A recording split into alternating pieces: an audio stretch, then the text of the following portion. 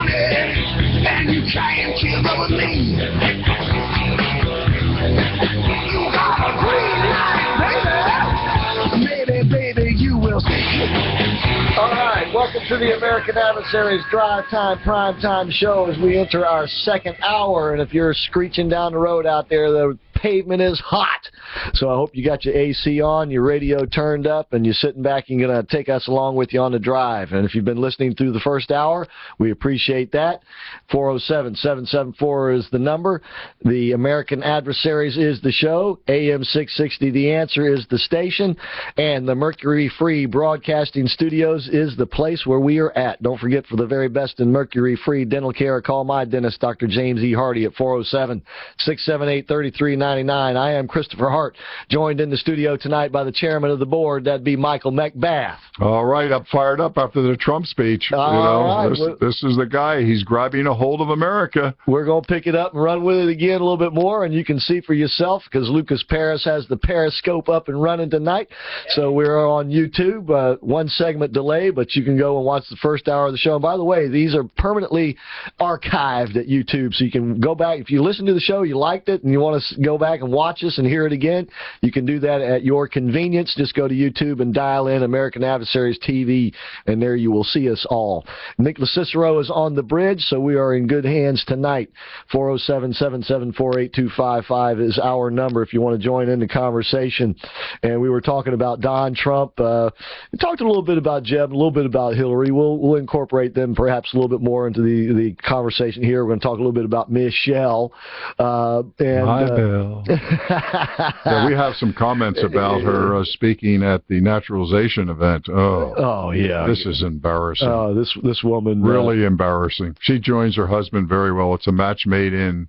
I'll let somebody else fill it out. Match made in hell, if you ask me. They're both insufferable. Can you imagine trying to live with either one of those? Anyway, we won't go there yet. But real quickly, this weekend was the 20th anniversary of the O.J. Simpson chase. I know. I didn't get any champagne to my house. I didn't get any calls. I mean, O.J., what happened was my second year, he came to Buffalo. Yeah. And that was my second year. That was his first year. And he was probably the most heralded rookie, of the times. Well, like Lair said, you're one of the few men around that's showered with O.J. Simpson. Oh, boy. Here we go. Down the tube. But, that really can be taken wrong. But getting back to the story. Yes. You were with what actually happened. They were talking about the white Bronco situation, and this is at the time Tracy Allen, the local fella here, myself, and David Johnson were the owners of the Predators. And we had a game, I think it was in Boston, but we were, I don't know, I can't remember who was exactly sitting at the bar with me, but we were sitting at the bar, and the CNN came on with their broadcast, and here's the white Bronco going down the highway, and, there's a line of police, and they're going, we don't know who's driving the car. We don't know who's driving the car. And so I stand up, and I go, it's Al Cowings. I say it real loud out into the bar, right? And everybody looks at me and goes, man, who is that crazy guy, right? So, about 15 minutes later, CNN comes back. We have our crack reporters out there. We're studying everything, and we still don't know who the guy driving the car is. And I go, it's Al Cowings, right? And then, again, they go away, and they come back about 15 minutes later, and they go, our crack reporters have come up with finally the answer. It's Al Cowings. The whole bar looks at me. I turn at him, and I point my finger, and I said, for $100 a person, I'll tell your future. And that was the beginning of stockpiling money. Yeah, there you go. By the way, do you ever see Al Cowings around at Indian meetings or anything? I did when O.J. came here long ago for the $1 Million Night. He actually, we went out afterwards. $1 Million Night. This was when UCF used to raise a tremendous amount of money. It was a major fundraiser put on years ago. And they would bring in different celebrities, and this is before the incident, not after, for you sickos. Right, what I mean? But it was a case that he came in the one time, and we went out and everything. But as you know, it's the last 7, 8, 9, 10 years. No.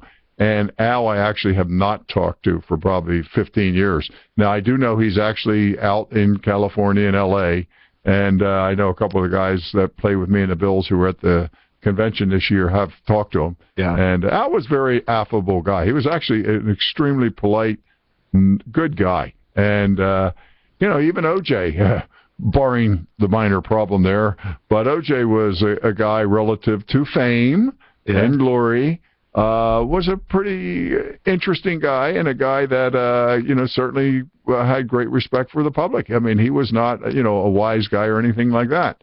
So, and as you said, good story going bad. Sorry. Indeed it was. Indeed it was. All right, we got Kelly on the line. Kelly, thank you for holding. We appreciate you calling tonight. Yeah. Thank you. Hey, the reason for my call is, they talk about Jeb Bush has raised $100 million. So far. Right.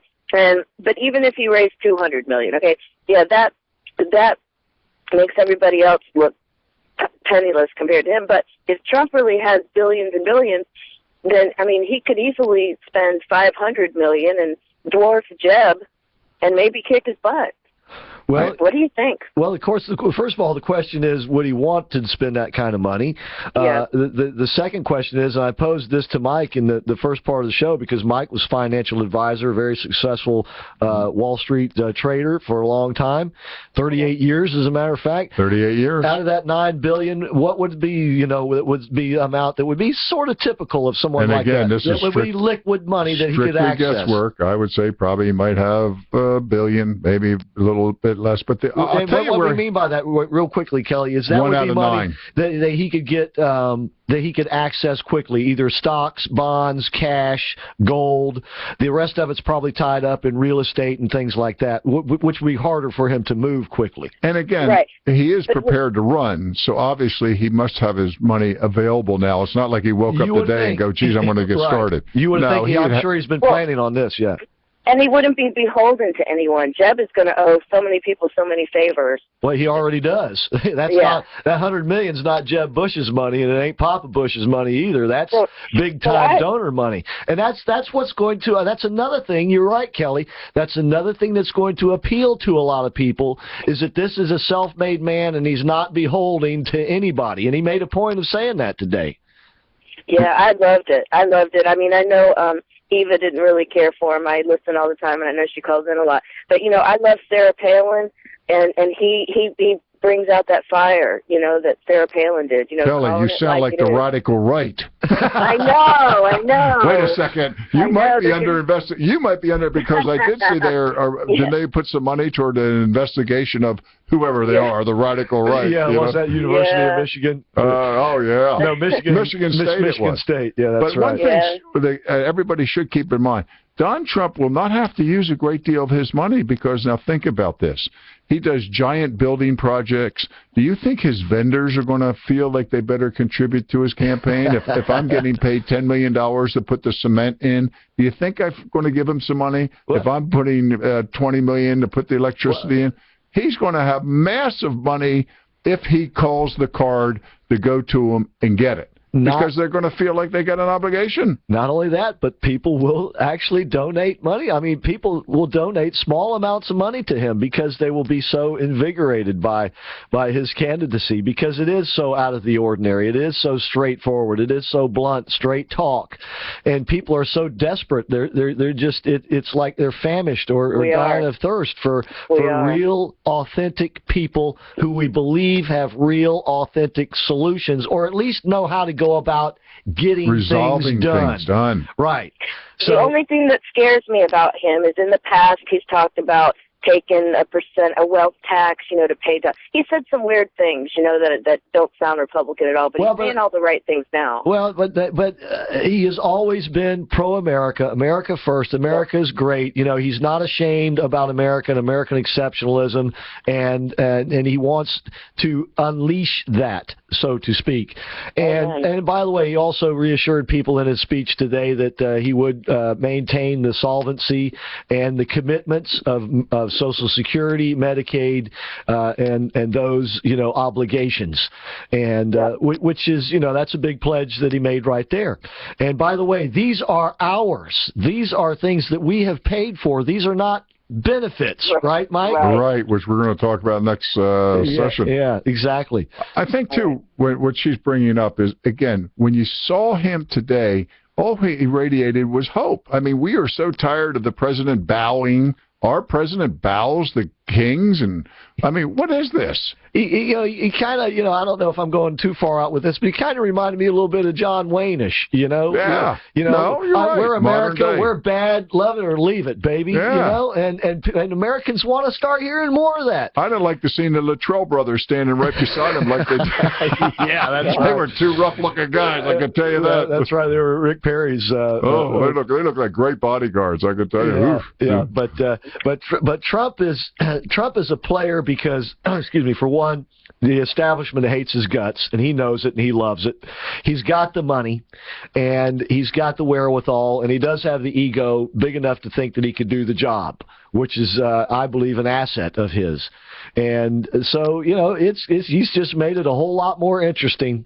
And I guarantee, I can't say it enough, if they allow him in the debates, he will be the one that the rest of the candidates keep going back to, saying, Don makes a good point over there, but this is what I blah, blah, blah, blah. Yeah, he'll slaughter him in a debate, I think. Well, let's just say that he will be the one that they will have to recognize the truths that he will be bringing out. But I do hope he dedicates part of the debate to Hillary. You know what I mean? In other words, if he's on for 4 minutes, I hope at least 2 minutes is dedicated to the Queen. Oh, that's a new book, The Queen, that's out, right? That's right. Yeah, Hugh Hewitt's written that book. Yeah. We're going to try to get him on the show. Hey, Kelly, thanks a lot for the call. Thank you. And thanks for listening. Appreciate you being out there, and I hope we'll see Kelly at Cafe Positano on the 22nd. By the way, it is Tuesday, and that means that it is free tune-up Tuesday at Refresh Computers. If you got a computer that's, got the blues or not moving as fast as it should, whether it's a laptop or a mainframe, take it over to Refresh Computers, and they will tune that sucker up for you for free. And if you don't believe me, give them a call at 407-478-8200. Of course, Refresh Computers is the store that we're talking about, their superstore located in Longwood on 434 between 1792 and Ronald Reagan Boulevard. And if you want to go over to the Civic Center tonight, it is located, once again, on just off Ronald Reagan Boulevard. So if you're at Refresh, you're real close, because you go 436 to Ronald Reagan Boulevard and go just south on Ronald Reagan Boulevard, and that's the Eastmont Civic Center is located there. Carl Jackson and Wallace Brushweiler will be speaking there tonight. The doors open here in just a few minutes at 6:30. The presentation begins at 7. Once again, Eastmont Civic Center, located just off Ronald Reagan Boulevard, just south of 436. Okay, when we come back, we'll be talking about Michelle and what she's up to, and some other things too, and your phone calls. We'll be taking those as well if you'd like. 407-774-8255.